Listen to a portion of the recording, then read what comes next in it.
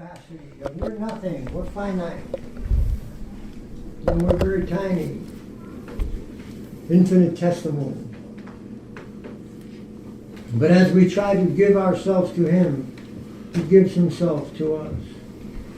If we have some contact with one of His dear ones, and His dear one is the guide, the guru, the divine agent, that affectionate, loving guide, who affectionately and lovingly guides us out of the hell of material existence into the ecstasy of the spiritual plane. And all we have to do is want to go. And nothing else has to come from our side. And we don't have to be rich, we don't have to be powerful or famous or anything. We just have to want to go. The desire to go has to exist in our heart. And once it blossoms there, that desire, then we go. Nothing else can hold us back. But our problem is we don't want to go. Like Milton said in his Paradise Lost, it's better to reign in hell than to serve in heaven. So we all subscribe to that. And if you had that website, www.milton.com, and we'd find all our names there. Who subscribes to this? All of our names would be there. But we couldn't even actually load the page because it would be, too many names. But the divine guide, affectionately, showing us the way, because we're in darkness now, and we're bound. So then we need someone who's already free and in light to help us. Right? Another person, blind person in darkness who is also bound. They can't help us.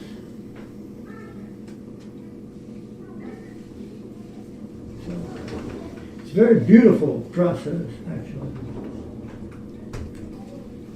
And a very simple process and a very sweet process. And the same transaction takes part with the guide, with Sri Guru, right? As we try to serve Him, as we try to give ourselves to Him, He's trying to give Himself to us, but He's trying harder. And that's our experience. I joined the Krishna consciousness movement over 40 years ago. For the last 40-something years, that's been my experience. That I've been in the company of these incredible divine guides who are giving so much more of themselves to me than I can give to them. That's, for me, what I consider to be spiritual failure. And not that on this day I didn't do that thing, or in this day I did this thing wrong, and in this day I didn't follow that. That's not the problem. But the problem is I have not been able to give my heart to them to the same extent that they gave their heart to me. That's the spiritual transaction, that heart-to-heart transaction. It has nothing to do with power and authority or all those other misconceptions we have about spiritual life. So, Riley Mohan, do you have any questions this week? And why did I have to be late today? Of all the days. Got a haircut. Sweet. I have a question. You've been Yes. wearing these red rags for so many months. What have you learned? Saffron. There was a reason that Srila Sridhar Maharaj answered that person's question in the way he did. And the reason was that person was a very devout follower of Ravi Thakur. So then he said, I've got this much, that every word of the poetry, every word of the poet is a lie. And they can't live one word of it in their lives. That much I got from wearing this cloth. Because that man was a follower of Ravi Thakur, and Ravi Thakur was a plagiarizer. He plagiarized all the Vaishnava poets. And for that reason, Param Guru Maharaj couldn't tolerate his poetry, although his poetry was unanimously accepted as beautiful, even by Srila Gurudev. Is that the same person as Rabindranath? Yeah. In Bengal, he's just known as Robi Thakur.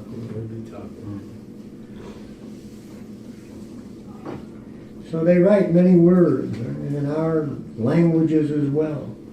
There's so many words of poetry.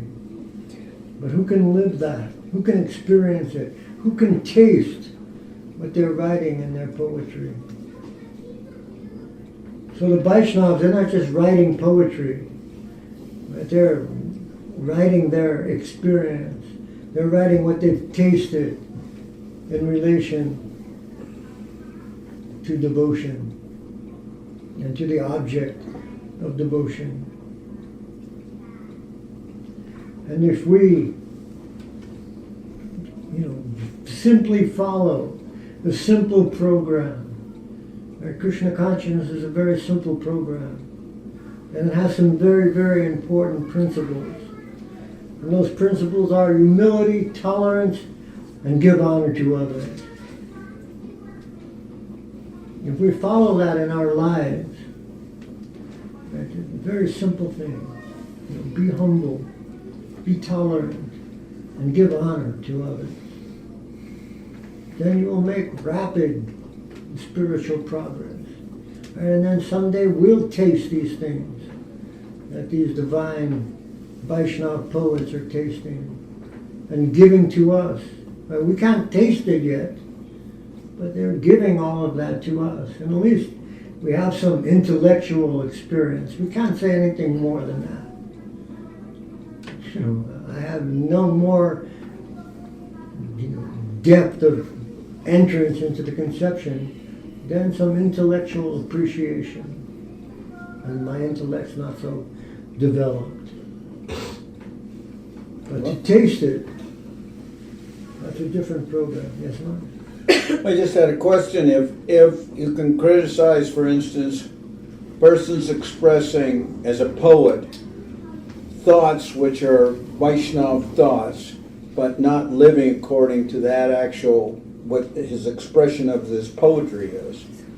But then sometimes we see, taking individual case, we're speaking ourselves Vaishnava philosophy and Vaishnava prachar preaching, but maybe not always living up to what we also are speaking.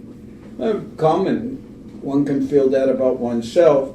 And then Krishna in the Gita is saying that anyone who's externally making a show but internally is meditating on a materialistic basis, that person's practicing mityachar, right? So what is the distinction? What's the distinction between a person who's expressing something in the form of poetry but not living that, or someone who's speaking Vaishnava true philosophy according to the scriptures, etc., but not necessarily able, as many of us may feel, not able to live always according to those expressions?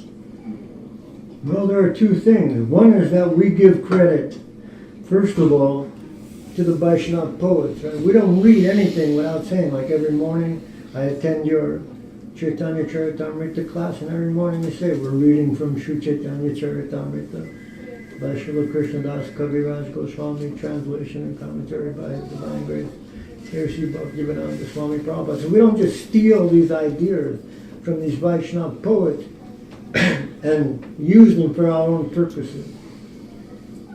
And as far as, prachar and achar, that conversation very beautifully took place between Haridas Thakur and Sanatana Goswami in Chaitanya Charitamrita. She knows much better than I do. And I forgot who said to who, but I believe Haridas Thakur said to Sanatana Goswami that some people can preach very nicely, but they can't practice so well. Sanatan said to Haridas Thakur. And some people can practice very nicely, but they can't preach so well. But you're able to do both. So for myself, I got a lot of encouragement from that. And The other thing is posture, or as Guru Kripa used to say, cutting a profile. So, I mean, what kind of posture do we have? Are we posing ourselves as saints? You know, are we posing ourselves as, you know, advanced spiritual practitioners? At least none of my friends are. Then it's not hypocrisy in what they're saying. And it's their duty. Right? We have a duty. Jali Dapo Tarikaha Krishna Upadesh. You know, wherever you go, wherever you see. Tell them about Krishna, tell them something, you know. According to their capacity, according to your capacity. And we're trying to follow that. And not just on our own, not that we got some book off the shelf and we saw that written there and then we decided we were going to follow that. But our gurus told us to do that. Right? I mean, you've been told by these great Vaishnava saints to do that. And that's why you're doing it. You didn't like come to this conclusion on your own. I think I'm going to go start preaching to people. You know, our gurus, all of them, they told us, you know, you've gotten so much from Krishna consciousness, I've given you so much, now go try to share it with others. And it's a very beautiful and wonderful thing. You know, you know, all of a sudden, my examples are a little outdated, but I'm very old. But it's like, you know, now they don't even have albums. So you get a new CD or something, right? And it's awesome, and you listen to it, and it's beautiful, right? And you go and tell your friends about it. Man, I have this CD, it's so awesome, it's so beautiful. You know, they don't say, well, what time did you go to sleep last night? Did you get up early in the morning? Did you see the sunrise? No, they don't ask you any of those things. They appreciate, right, that you found something beautiful and you're sharing it with them. And I think most people feel that way. And there's one example we have in Tijuana, and I can't remember the girl's name, but she was the girl Ishwari's roommate. And she got an invitation to our program from Ananga Krishna and Madhu Mangal, and then she went. I can't remember her name. And she went to the program, and they were all psychology students, and went back and said, "Oh man, I went to this program. It was unbelievable, like way beyond psychology, way beyond anything we've ever experienced in our educational system and everything." Then, like Ishwari heard the description and everything, then a couple of weeks later, that girl wasn't talking to Ishwari at all, talking again to somebody else in the room. I'm going to go back, you know, to that place again, for one of their programs. Then Ishwari said, "Wow, you think it would be okay if I went also?" And she went and changed her life. So that girl who received that invitation, I don't know her personal and private life, and I don't want to know her personal and private life, but it doesn't matter. Didn't matter, right? What she did was natural. It's only that artificial thing. Other than that, we're executing the order of a Vaishnava, and that's a powerful thing. We're not just acting on our own behalf, right? But under the order of the divine agent, then we're trying to share all the gifts that we got from them with other people. And my experience, you know, just being in Thailand, and in Thailand there's a couple of centers now. There's a smaller center in Bangkok and a larger center in Chiang Mai. Maybe there's about 13 devotees or 14 devotees in Chiang Mai. You know, most of them had never met Srila Gurudev, and the ones that had met him, you know, it was very briefly. Maybe they heard a couple of his lectures. So they were very happy, you know, to hear things that they hadn't heard before. And I was even surprised, Krishna Priya, you know, when Paramananda was with her and we were there together, you know, spent hours with her discussing Krishna consciousness because of, you know, she wanted to ask questions. And she knows who I am, you know, there's no like pretension. She doesn't think I'm some great sadhu or something. And same thing in China. You know, everyone's very sweet, and they like the fact that, you know, we're willing to share this. And of course, not from our side. We don't think, oh, I'm willing to share this with you. That's not our thinking. But they think, wow, it's so beautiful that they're willing to share this treasure that they have with us. So I don't find anything wrong. Yeah, I can find a lot of things wrong in my own personal behavior. You know, you don't have to be Sherlock Holmes. Find all the defects in my personal behavior. In spite of that, right, Gurudev told me to do these things. And I'm trying to do them. And I'm not like Haridas Thakur.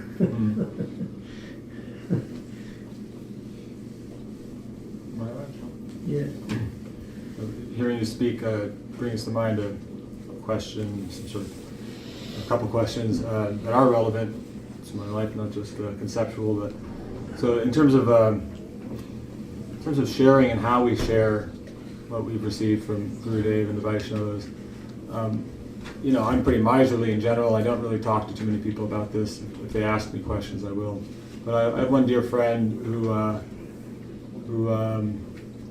you know, in the course of our conversations, comes up and I say, Gurudev said this, Gurudev said that, and Prabhu Gurudev said, and then she gets frustrated sometimes. She's like, okay, fine, but what do you think? What do you think? I was like, well, you know, I'm hoping to make what they say what I think, you know. I'm hoping to take that to heart, you know, and that doesn't exactly satisfy her. But so in terms of we've already said that we should repeat what we've heard from our spiritual masters, but you know, is it that we don't just want to parrot exactly word for word what they say, right? I mean, so how you know? The people want to know, how did this affect you? So you're trying to share it with me, but why? Why are you trying to share it with me? What particular effect did it have on you? Why do you find it beautiful? What do you find beautiful about it? And that's natural. That's not unnatural. And we're lucky, you know, that we have such Gurudevs that, you know, they showed us, you know, and because we were in contact with many beautiful Vaishnavas, and we're still in contact with many beautiful Vaishnavas, and they see the beauty from different angles. And they share that with us, you know? And we're very fortunate. And our lives are becoming enriched because of that. So when I want to say that to somebody, then they want to know, how did your life become enriched by Krishna consciousness? Not just what it says in the book, right? Or not just what Srila Gurudev says. We worship what he says, right? But what he said, how did it affect us? Said so many beautiful things every day. How did it affect us?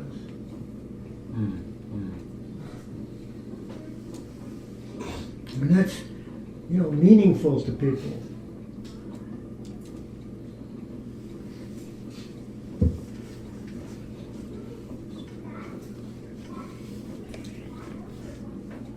Because it's not an academic exercise. Krishna consciousness is not like that. Not just some academic exercise. It's about finding beauty. We all found some beauty. Doesn't matter if you were born, you know, with Vaishnava parents or not. Not that I'm nullifying the beautiful aspect of being born with Vaishnava parents.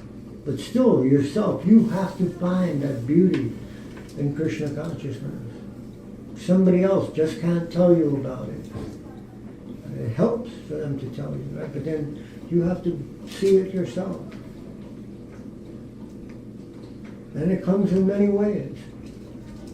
You know, we find that beauty in many different ways. And sometimes in the words of the devotees, right? Sometimes in their actions. Sometimes in the prasad they give us. Sometimes, you know, in their company when we're having kirtan. But the company of the devotees is the all-important, like, active ingredient in Krishna consciousness. Like if there was a box of Krishna consciousness, a list of ingredients, like the main number one ingredient is sadhu sangha. And without sadhu sangha, there is no Krishna consciousness. You can't become Krishna conscious on your own. You need that. We all need some spiritual good fortune. We know in the material world, if we want to have, the better things in life, then we need some material good fortune. So if we want to have the better things in spiritual life, we need spiritual good fortune. And spiritual good fortune comes from the company of saintly people. Through their grace, through their company, they're blessing us in many ways. And not with some, ostentatious thing like we come and they sprinkle some water on our head or something. Right? But just their mood of generosity towards us. When they smile at us. I was discussing that this morning with my friend Swarup. There was one particular devotee who he did service under. He served under the direction of that particular devotee, and that particular devotee was the first devotee that I ever sat and spoke with for any length of time. And when I was done speaking with him, and then I decided that I was going to go to some other place, and I saw him walking, and I ran after him. I gave him some small donation, and I started to walk away. He said, no, wait. Reached in his bag and took out some books, and gave them to me and said, Hare Krishna, but like a tremendous smile, an unbelievable smile. And he was a big person, physically a big guy, 6'4", huge guy. But when he said Hare Krishna and handed me those books with that smile, I had never experienced anything like that in my life up to that particular point. So that, that smile, I have a meager spiritual good fortune, but things like that. And how many times Gurudev smiled at me, just that smile. What is the value of that thing?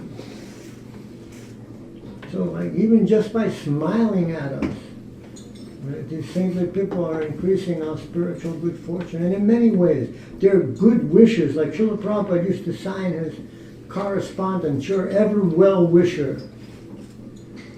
Right, so the Vaishnavas, they're our well-wishers. And that well-wishing that's coming from a powerful saintly person tremendously increases our spiritual good fortune. Right? And as our spiritual good fortune increases, then our spiritual life becomes easier and easier. Because Gurudev said always those two waves are flowing, the divine wave and the mundane wave. And we want to try to stay connected with the divine wave. In order to do that, we need that spiritual good fortune. So we'd like to thank everyone for coming this evening and participating in our program, and I hope that you will find some of the beauty that exists here and come back often, quite often. So Jai Vishnu Prad, Srila Bhakti Sundar Govinda Dev Goswami Maharaj Ki Jai. Is the offering done? Yes. Oh. Okay. Kirtan? Hariharaya Nama Krishna Jadavaya Namaha. Hariharaya Nama Krishna Yadavaya Namaha. Jadavaya Madhavaya Keshavaya Namaha. Yadavaya Madhavaya Keshavaya Namaha.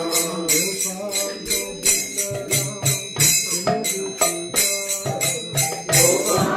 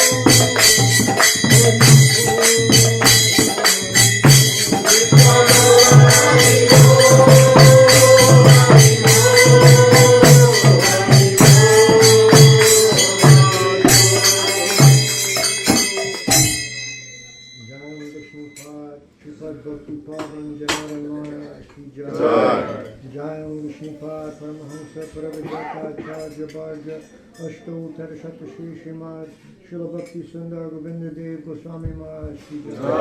Jai Om Vishnupad Paramahansa Paravijatacharya Sava Shastra Siddhanta Bit Ashtotar Shatashi Shrimad Srila Bhakti Rakrak Shira Dev Goswami Maharaj Ki Jai. Jai Saparikar Shri Shri Guru Garanga Gandharvika Ye Dari Jiv Ki Jai. Bhagavan Shri Srila Bhakti Siddhanta Saraswati Goswami Prabhupada Ki Jai. Ananta Koti Vaishnav Brinda Ki Jai. Shri Rupanuga Guru Varga Ki Jai. Namacharya Srila Haridas Thakur Ki Jai. Saparshad Shri Chaitanya Mahaprabhu Ki Jai. Saparshad Shri Nityananda Prabhu Ki Jai. Shri Chaitanya Mat Ki Jai. Shri Chaitanya Saraswata Mat Ki Jai. Shri Chaitanya Saraswata Seva Ashram Ki Jai. Shri Harinam Sankirtan Ki Jai. Vishwavanyam Vishnupad Srila Bhaktivedanta Swami Maharaj Prabhupada Ki Jai. Om Vishnupad Shripad Bhakti Niyamalacharya Maharaj Ki Jai. Shri Harinam Sankirtan Ki Jai. Shripad Bhakti Chandan Pavad Maharaj Ki Jai. All of our wonderful guests and assembled devotees Ki Jai. Nitai Gaur Premanandi. Bhakti Sharan Vaishnav Maharaj Ki Jai. Hari Hari Bol.